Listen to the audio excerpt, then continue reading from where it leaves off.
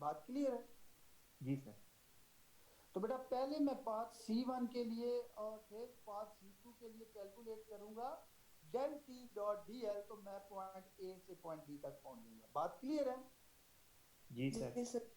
तो पहले मैं इस स्टेट पाथ की बात करता हूँ C1 की। बेटा ये मैंने लिखा है फॉर C1। सबसे पहले तो जो C1 स्टेट लाइन है उसकी मुझे इक्वेशन लिखनी है, इक्वेशन ऑफ स्टेट लाइन जिसे आप कहते हैं। बेटा C1 के लिए इक्वेशन ऑफ स्टेट लाइन होगी y इज इक्वल टू 0। अच्छा बेटा ये y इज इक्वल टू 0 लिखना कोई मुश्किल नहीं है। मैंने यहाँ आपका प्रीवियस जो आप नॉलेज है उसको मैंने यहाँ पे ड्रॉ करने की कोशिश की ताकि आपको बात समझ आ जाए। आपने ऐसा प्रीवियस क्लासेस में जब इक्वेशन ऑफ स्ट्रेट लाइन पढ़ी होगी कि इन 6-7 क्लास के अंदर मैथमेटिक्स में, तो आपको पता है कि एक लाइन अगर अलोंग एक्स एक्सिस हो तो इसकी इक्वेशन होती है y is equal to 0।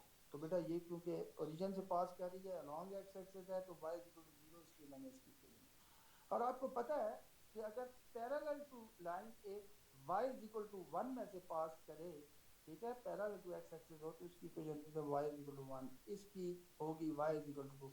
Similarly नीचे आ जाए नेगेटिव वैल्यूज होंगी y की। This straight line has equation y is equal to -1 and the bottom one, the equation for the bottom one straight line will be y is equal to -2। ठीक है, बात clear है? जी sir. एक चीज note करें कि अगर आपने इसकी इक्वेशन y इक्वल टू 0 कही है तो बेटा इसका मतलब यह है कि इस स्ट्रेट लाइन के हर पॉइंट पे y की वैल्यू 0 है। बात समझ आ यस। रही है ना? हाँ। यस। ओके। दूसरी मैंने, अच्छा ये तो होगी equation of straight line for C1 path, straight path C1। Okay. अब बेटा इस फिगर से जाहिर है कि z 0 है, ठीक है, क्योंकि जाहिर है एक्स वाई प्लेन का प्रॉब्लम है। ये आपने शो ही अलोंग एक्स एक्सिस की हुई है, ये भी अलोंग वाई एक्सिस शो की है, ये इन एक्स वाई प्लेन है ये वाली, ठीक है ना, ये लाइन एक्स वाई प्लेन में है, तो z तो यहाँ पे 0 है, एक्स वाई प्लेन का प्रॉब्लम है। बात समझ आ रही है ना? So yes sir. v तो 0 होगा, और यानी कि इस लाइन पे हर पॉइंट पे z 0 होगा, ज़ाहिर ये लॉन्ग एक्स एक्सिस है, y भी 0 होगा, जो कि ये इसकी इक्वेशन है। x की वैल्यू चेंज होगी व्हेन वी मूव फ्रॉम, यानी इस पाथ के नाम मैं मूव करता हूँ फ्रॉम ओरिजिन टू हियर। आप देख सकते हैं बेटा x here is 0, here x is 2, so x will change from 0 to 2। बात क्लियर है बेटा? यहाँ x वेरिएबल है, वो चेंज हो रहा है मुसलसल। अगर इस पाथ पे आप मूव कर रहे हैं तो x की वैल्यू इंक्रीज कर रही है 0 टू 2, अप टू 2। बात क्लियर है बेटा? Yes sir. ये मैंने इसलिए लिखा है कि x पे लिमिट होगी 0 टू 2। ओके। अब आ जाए DL1। DL1 क्या है बेटा? अगर इस पाथ C1 को मैं स्मॉल लेंथ एलिमेंट में डिवाइड करूं तो DL1 is one of those length element. बात क्लियर है? जी सर। बहुत स्मॉल पार्ट लेंथ एलिमेंट में डिवाइड करूंगा, उनमें से मैंने एक एलिमेंट लिया है जो कि है DL1। अच्छा बेटा क्योंकि हमें वेक्टर चाहिए, तो बेटा DL1 वेक्टर यानी differential displacement along this path DL1 will be, बेटा हम जनरलाइज इक्वेशन लिखते हैं। आपको पता है कि डिफरेंशियल डिस्प्लेसमेंट कार्टेशियन कोऑर्डिनेट्स में क्या होता है, dx into x unit vector plus dy into y unit vector plus dz into z unit vector. बात समझ आ रही है? जी सर। ये हम पीछे पढ़ के आए हों, लेकिन हमने अपने पर्टिकुलर केस के लिए इक्वेशन लिखनी है। तो आपको पता है कि इस पाथ के ऊपर y हमेशा 0 रहेगा और z हमेशा 0 रहेगा, चाहे आप जहां भी मूव करें y और z 0 रहेंगे इस पाथ के ऊपर अगर आप मूव करते हैं। तो बेटा यहाँ पे अगर स्टार्ट में y की वैल्यू 0 थी और z की वैल्यू 0 थी, तो आगे जाके भी यहाँ भी y की वैल्यू और z की वैल्यू 0 होगी, यानी there is no change in y and z, या दूसरे लफ्जों में आप कहते हैं the small change in y and z is exactly 0, dy is 0, dz is 0। बात क्लियर है? जी सर। आपके पास आ गया dx into x unit vector, यानी ये dl1 वेक्टर आ गया जिसका मैग्नीट्यूड dx है और जिसकी डायरेक्शन एक्स डायरेक्शन है, पॉजिटिव एक्स डायरेक्शन। तो बेटा आप इस फिगर से भी देख सकते हैं कि जिस जानिब आप मूव करते हैं उसी जानिब आप DL1 की डायरेक्शन लेते हैं। ये मैंने यहाँ पाथ के अंदर के एरो से शो भी किया हुआ है, बहुत छोटी फिगर है, मुझे वहाँ पॉइंट नहीं लग रहा, ये यहाँ पे मैंने वेक्टर एरो शो किया हुआ है कि जिस जानिब मूव करते हैं ये उधर ही डायरेक्शन लेते हैं। तो बेटा क्योंकि ये long x axis small length है तो जाहिर है लॉन्ग एक्स एक्सिस क्या हमने पढ़ा हुआ है, DLX infinitesimal element of length in x direction, that is DX, ठीक है ना। और आप इस फिगर से देख रहे हैं कि it is pointing in positive x direction, so positive x unit vector. तो बेटा इस फिगर से भी क्लियर है, आप यूं भी इसको देख सकते थे, मैंने जनरलाइज एक्सप्रेशन लेके इसलिए किया ताकि आपको जनरल एक्सप्रेशन यूज करना आ जाए। सो ये DL1 आ गया DX into x unit vector, clear है बेटा बात? जी सर। अच्छा, मैंने थ्योरी में अभी अभी बताया है कि ये जो डेल टी वेक्टर है जिस पाथ पे इंटीग्रेट कर रहे हैं उस पाथ के ऊपर हर पॉइंट पे इस वेक्टर की वैल्यू यहाँ पे हम यूज करते हैं। तो बेटा अब क्योंकि C1 के ऊपर मैं C1 पाथ C1 के अलॉन्ग मैं इंटीग्रेट करने लगा हूँ तो मुझे हर पॉइंट C1 के ऊपर हर पॉइंट पे डेल टी की वैल्यू देखनी है। डेल टी मेरे पास ये है, तो बेटा अगर C1 पाथ को देखें तो Z भी 0 है और Y भी 0 है, ठीक है। तो अगर मैं Z तो इसमें है ही नहीं बहरल, लेकिन अगर मैं Y 0 सब्स्टिट्यूट करता हूँ तो डेल टी विल बी 0। बात क्लियर है? जी सर। और मैंने आगे लिख दिया है कि क्योंकि ये डेल टी मैंने बताया ना कि जिस पाथ पे आप इंटीग्रेट करें उस पाथ के हर पॉइंट पे डेल टी की वैल्यू, तो बेटा मैंने लिख दिया आगे कि del T will be 0 at every point that is on C1। Clear हो गया? जी सर। ठीक हो गया। तो ज़ाहिर है बेटा del T dot D L जब मैं कैलकुलेट करूंगा, डेल टी डॉट DL1 ये है, डेल टी आपके पास 0 आ चुका है, तो बेटा जब इनका मैं डॉट दूंगा तो ज़ाहिर है 0 आंसर आएगा। और जब इसे मैं पाथ C1 पे इंटीग्रेट करूंगा, पाथ C1 पे इंटीग्रेट करने का मतलब है entire length of path C1 पे इंटीग्रेट करना, यानी यहाँ से यहाँ तक इंटीग्रेट करना, तभी तो मैंने x को लिमिट दी थी 0 to 2, क्योंकि मुझे entire length of this path integrate करना है। तो बेटा जाहिर है मैं इसे इंटीग्रेट करूंगा तब भी मेरे पास 0 ही आंसर आएगा। क्लियर है? जी सर।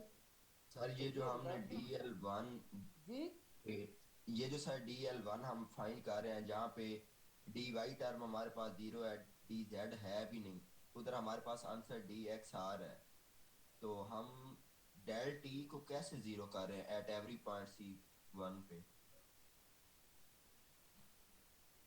किसी भी पॉइंट पे अगर किसी वेक्टर की वैल्यू देखनी हो बेटा तो कोऑर्डिनेट सब्स्टिट्यूट करते हैं। क्यों कोऑर्डिनेट सब्स्टिट्यूट करते हैं? इस पॉइंट, अभी मैं आपसे पहले जिक्र करके आ चुका हूँ कि इस पाथ के अलांग जो भी पॉइंट है सिर्फ x की वैल्यू चेंज हो रही है, इंक्रीज हो रही है, y और z 0 है। कोई भी पॉइंट इसके ऊपर ले उसके कोऑर्डिनेट्स आप चेक करें, वो कोऑर्डिनेट यहाँ सब्स्टिट्यूट करें डेल टी में, तो बेटा उस कोऑर्डिनेट में एक ये भी है कि y इक्वल टू 0, तो जब y 0 सब्स्टिट्यूट करेंगे del T will be 0 at every point on C1। इसमें कौन सी बड़ी साइंस है? ठीक है, बात समझ आ गई? जी सर आगे। अच्छा ओके, नेक्स्ट पेज में शेयर करता हूँ बेटा, ये फिगर ध्यान में रखिएगा। अब मैं जो पार्ट है वो ये वाला पार्ट C2, इस पे मैं इंटीग्रेट करूंगा, इसको डिस्कस करूंगा। अच्छा ये आ गया बेटा। अब मैं आप देख रहे हैं कि यहाँ पे मैं पार्ट C2 कर रहा हूँ, यानी ओके यहाँ पे फिगर बनी, इससे ही बता देता हूँ, यानी यहाँ से लेके यहाँ तक जो C2 पार्ट था। तो बेटा C2 पार्ट देखें तो उसकी पहले तो मुझे इक्वेशन लिखनी होगी। मैं कहता हूँ कि वो इक्वेशन है x इज इक्वल टू 2, ठीक है। और ये भी आपने क्लास 6-7 का सवाल है कि अगर मसलन जिस तरह के पीछे हमने डिस्कस किया ना पैरेलल टू x एक्सिस हो, इसी तरीके से अगर कोई लाइन अलोंग y एक्सिस हो तो उसकी इक्वेशन होगी x इज इक्वल टू 0। लेकिन अगर पैरेलल टू y एक्सिस है और x इज इक्वल टू 1 में से पास कर रही है तो उसकी इक्वेशन होगी x इज इक्वल टू 1, ये मैंने ऊपर लिखी हुई है। अगर x इज इक्वल टू 2 में से पास कर रही है और पैरेलल टू y एक्सिस है तो उसकी इक्वेशन होगी x इज इक्वल टू 2। तो बेटा वो पाथ क्योंकि यहाँ x इज इक्वल टू 2 से पास कर रहा था, पैरेलल टू y एक्सिस था, तो उसकी स्ट्रेट लाइन की equation x is equal to 2 समझ में आती है? जी सर। बात क्लियर है ना? ये आप जी सर। 7 के मैथमेटिक्स में पढ़ा होगा, स्ट्रेट लाइन की कोई। अच्छा, अब क्या है कि z तो जीरो होगा क्योंकि एक्स वाई प्लेन का प्रॉब्लम है, z तो जीरो ही होना है। इस पाथ के ऊपर हर पॉइंट पे z जीरो होगा। इस पाथ के ऊपर हर पॉइंट पे x इज इक्वल टू 2 होगा। बात क्लियर है? जी सर। अच्छा, ओके। तो बेटा फिर मैं dl2, आपने पीछे फिगर देखी होगी कि ये जो पाथ है c2, इसको अगर मैं स्मॉल लेंथ एलिमेंट में डिवाइड करूं और उनमें से एक लेंथ एलिमेंट लूं तो वो है dl2। और डायरेक्शन क्या होगी बेटा, क्योंकि हम इस पॉइंट से इस पॉइंट पे मूव कर रहे हैं तो डायरेक्शन अपवर्ड होगी ज़ाहिर है dl2 की। मैंने कहा ना जिस डायरेक्शन मूव करते हैं उसी डायरेक्शन में ये आपने इसकी डायरेक्शन लेनी है। तो dl2, लेट्स सी, dl2 के लिए मैं जनरलाइज एक्सप्रेशन फिर लिख दिया कार्टेशियन कोऑर्डिनेट्स के ऊपर। अच्छा, y इसमें चेंज हो रहा है बेटा, आप देखें कि y यहाँ पे 0 है और यहाँ पे y 1 है, मुसलसल y इंक्रीज कर रहा है इधर मूव करते हुए। तो इसलिए मैंने y पे लिमिट दे दी है कि y will be from 0 to 1 along this path, क्योंकि मुझे entire length of this path integrate करना है। तो बेटा dl2 मेरे पास जनरलाइज एक्सप्रेशन लिख दी, dx into x unit vector plus dy into y unit vector plus dz into z unit vector, यही theory में पढ़ के आए हुए हैं। और क्योंकि ये जो पाथ है c2, इसके हर पॉइंट पे x 2 ही रहता है और z 0 ही रहता है, ठीक है। तो जाहिर बात है जब बेटा अलोंग dl2 अब मूव करेंगे तो x की ना वैल्यू चेंज होगी ना z की वैल्यू चेंज होगी, x 2 ही रहेगा, z 0 ही रहेगा। No change in x, no change in z, so dx is 0, dz is 0, so dl2 will be equal to dy into y unit vector। तो बेटा आप यहाँ से भी देख सकते हैं कि अलोंग y एक्सिस जो स्मॉल लेंथ होती है यानी dly, हम dy लेते आए, ठीक है, दैट इज dy। और क्योंकि मैंने कहा जिस डायरेक्शन मूव करते हैं उस डायरेक्शन में dl की डायरेक्शन लेते हैं, तो क्योंकि हम in positive y direction move कर रहे हैं तो direction will be positive y direction. कोई इतना मुश्किल तो नहीं। तो मैंने जनरलाइज एक्सप्रेशन को यूज करना आपको सिखाया कि किस तरीके से हम जनरलाइज एक्सप्रेशन अपने हिसाब से उसको चेंज कर सकते हैं। अदरवाइज फिगर से बड़ा क्लियर था कि जो ही dl2 पे नजर पड़ती है बंदा कहता हाँ इसकी वैल्यू है dy into y unit vector. बात क्लियर है बेटा? जी सर।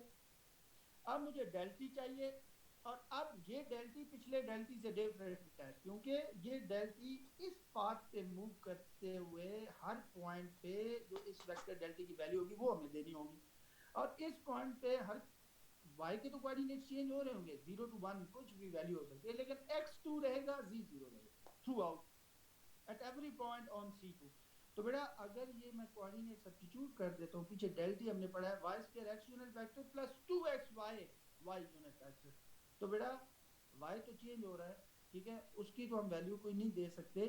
क्या है कि हमें पता है कि x रिमेन्स 2, सो ये आ गया y square x unit vector और यूं यहाँ 2xy था, x की जब वैल्यू अब 2 सब्स्टिट्यूट करेंगे तो this will be 4y into y unit. बात क्लियर है? This is the value of del t at every point that is on C2। और पीछे 0 आ रहा था क्योंकि वहां पे 0 था हर पॉइंट पे, इधर del t की कोई वैल्यू आ रही है that is equal to this one। बात क्लियर है बेटा? जी सर। अब del t आपको पता है, आपको dl2 पता है, तो इनका डॉट लेना कोई मुश्किल तो नहीं। दो टर्म्स आएंगी आपके पास, y square dy x unit vector dot y unit vector and 4y dy y unit vector dot y unit vector. पहली टर्म तो जीरो हो जाएगी, मैंने यहाँ इसलिए लिखी नहीं। दूसरी टर्म में क्योंकि y unit vector dot y unit vector आ रहा है और आपको पता है वो 1 है, तो बेटा ये अगर 1 है तो del t डॉट dl2 आपके पास आ जाएगा 4y dy। क्लियर है? जी सर। क्लियर है बेटा? जी अच्छा, सर। अब आ जाएं इसको इंटीग्रेट करते हैं, del t dot dl2 integrate करते हैं ओवर पाथ c2, ठीक है, over the entire length of path c2। और आपको पता है c2 में अगर ओवर द एंटायर लेंथ आप इंटीग्रेट करते हैं तो y is equal to 0 up to y is equal to 1, ये लिमिट देनी होगी। तो बेटा ये देखिए मैंने 4 में इधर से बाहर लिया है क्योंकि कांस्टेंट आपको पता है इंटीग्रेशन साइन से बाहर ला सकते हैं, अंदर सिर्फ y dy रह जाएगा और इंटीग्रेट कर रहे हैं फ्रॉम 0 टू 1। बात क्लियर है? क्योंकि जी सर। ताकि हमारा टाइम ज़ाया ना हुआ। अच्छा, जी सर। हम बात यहाँ पे हम पहुंचे थे कि हाँ ये बेटा आपने 0 to 1 इंटीग्रेट किया क्योंकि entire length of path C2 आपने इंटीग्रेट करना है here y 0 here and point y is equal to 1 so 0 to 1 आप इंटीग्रेट करते हैं और आप देख रहे हैं कि आपके पास आंसर आ जाता है 2।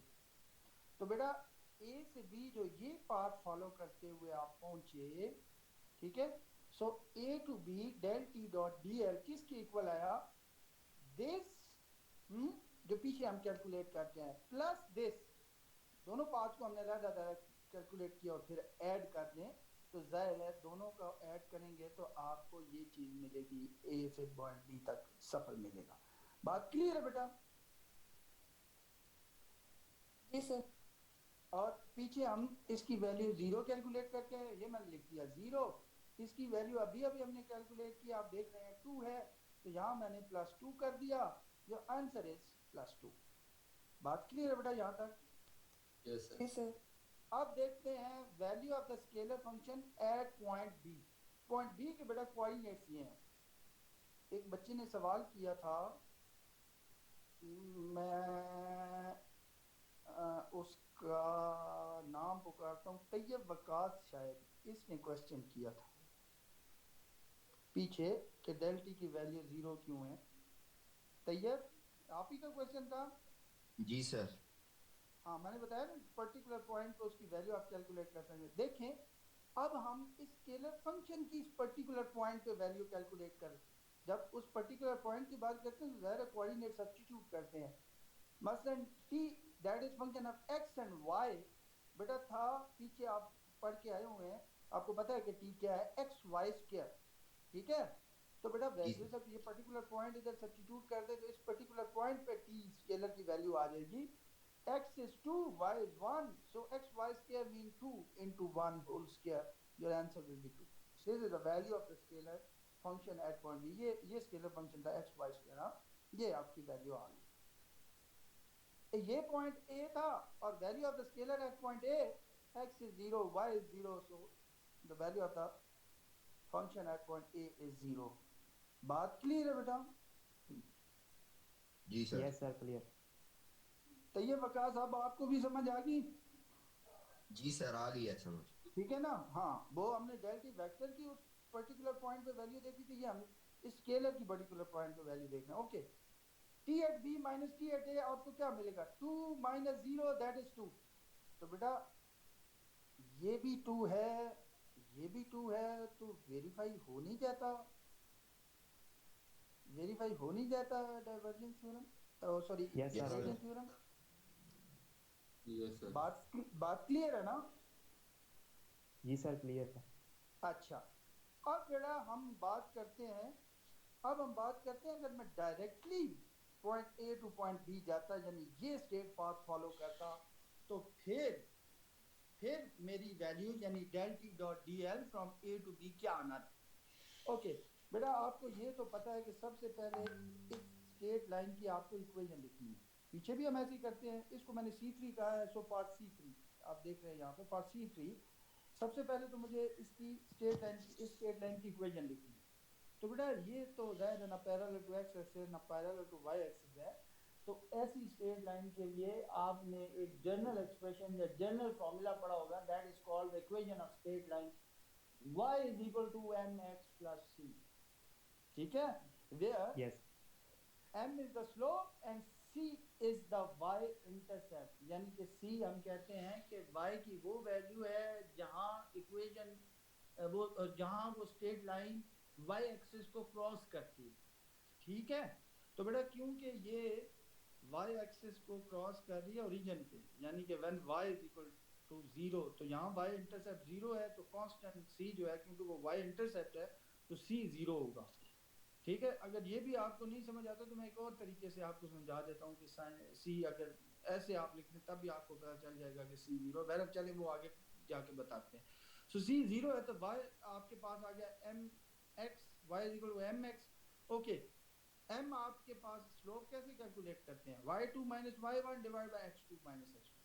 बेटा this is y2 that is 1, this is y1 that is 0, this is, मैं उसकी वजह ये है कि ये यहाँ से आप स्टार्ट करते हैं यहाँ तक जाते हैं तो इनिशियल पॉइंट के कोऑर्डिनेट क्या है, 0 0 फाइनल पॉइंट के यानी एक्स वाई के एतबार से मैं बात करूं, जी तो हमेशा ही 0 रहेगा, 0 0 और यहाँ पे कोऑर्डिनेट्स हैं 2 1, ठीक है, this is the first point, this is the second point, so x1 is 0, y1 is 0, x2 is 2, y2 is 1, ठीक है ना, तो y2 is 1, so 1 minus 0, 2 minus 0, that will be 1 by 2, slope will be 1 by 2, और देख भी सकते हैं positive slope है, पॉजिटिव होनी भी चाहिए, you can observe a rise from left to right 1 by 2, यहाँ तक बात क्लियर है बेटा, so जी sir. equation of straight line will be y is equal to 1 by 2x,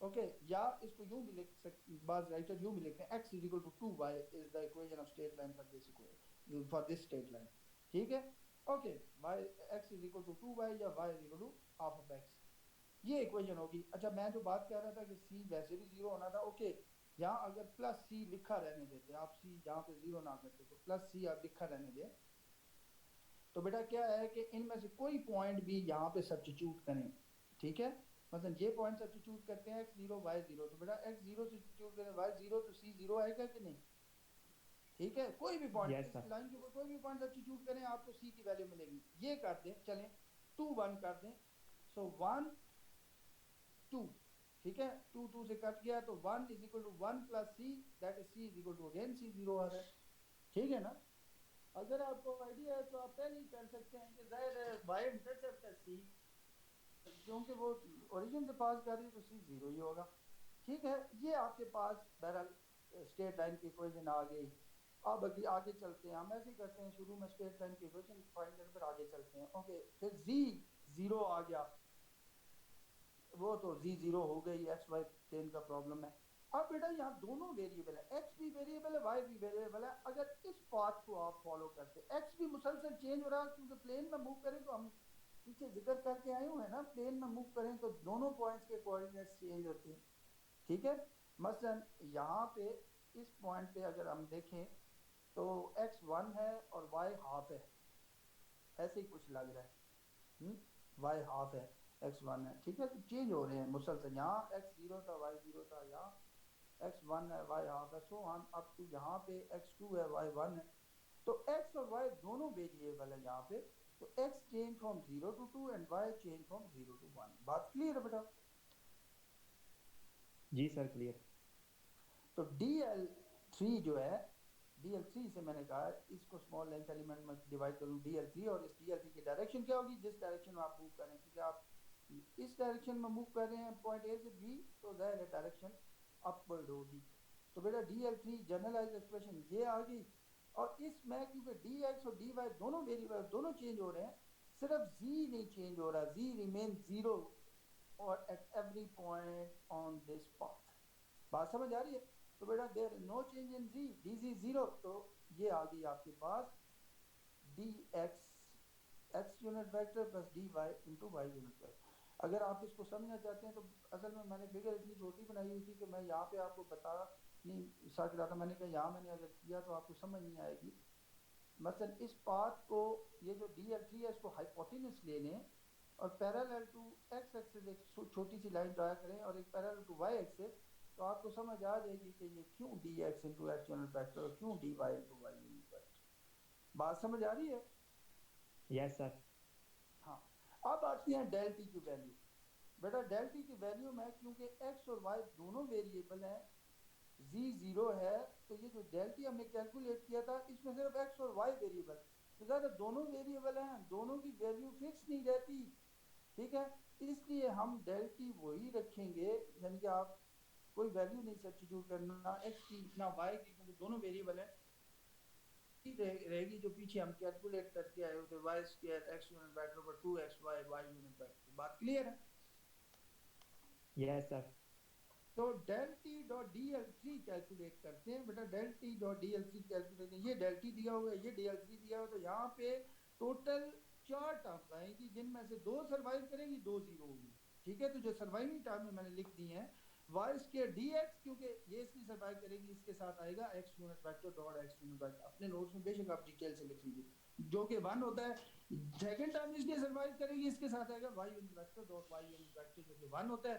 तो बेटा ये आपके पास del d डॉट dl3 आ गया। लेकिन क्या है कि आप देख लें कि ये दोनों वेरिएबल है x और y, और इवन ये एक दूसरे पे डिपेंड भी करते हैं। कैसे डिपेंड करते हैं? ऐसे डिपेंड करते हैं। Yes, बात sir. समझ आ रही है ना? ठीक है, तो ऐसे डिपेंड करते हैं। तो बेटा आसान तरीका ये है कि हम इस एक्सप्रेशन को, क्योंकि ये वेरिएबल डिपेंडेंट वेरिएबल है x और y, एक दूसरे पे डिपेंड कर रहे हैं, यानी x को चेंज करें तो y भी डिपेंडेंट का ये मतलब है। मतलब यहाँ से आप x को चेंज करते हैं जब इधर, तो बेटा y x ये वैल्यू लिखता हूँ तो आप y की वैल्यू यहाँ पढ़ेंगे, x की वैल्यू ये है तो y की वैल्यू यहाँ से पढ़ेंगे, तो चेंज हो रही है मुसलसल, यानी कि ये एक दूसरे पे डिपेंड कर रहे हैं। तो हम इसको या इन टर्म्स ऑफ x लिख लें सारी इक्वेशन को, del t डॉट dl3 को, या इन टर्म्स ऑफ x लिख लें, या इन टर्म्स ऑफ y लिख लें। ठीक है, तो बेटा मैं यही कर रहा हूँ कि मैं यहाँ पे नेक्स्ट जो आपके साथ मैंने स्लाइड शेयर की थी